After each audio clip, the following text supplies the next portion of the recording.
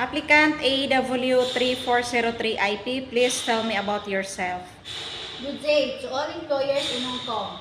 My name is Florifaith Garcia Villar from Timan, Alicia, Zamboanga, Sibugay.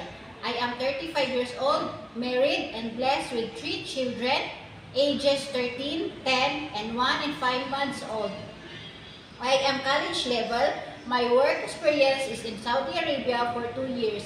I serve 4 members in the family, including 2 children, ages 11 and 6. Why do you intend to work in Hong Kong? I want to work in Hong Kong because I want to provide the needs of my family and save money for their futures. How was your relationship with your previous employer? They treat me like their own family.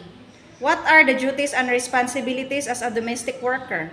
My duties and responsibilities are taking care of the kids, bringing them to school and pick them up, preparing and cooking foods, cleaning the house, washing the dishes, doing the laundry, ironing the clothes, and many more.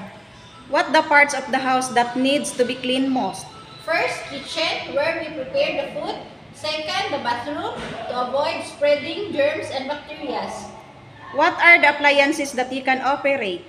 Rice cooker, heater, electric burner, washing machine, and iron.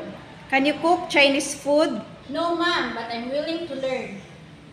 What is the first thing to do before you prepare your employer's food? Always wash my hands. What are the good attitude traits you that you can build to your future employer? I am a good employee, respectful, obedient, and God-fearing ma'am. What is your message to your future employer? For my future employer, please hire me because I am loyal, trustworthy, and hardworking woman.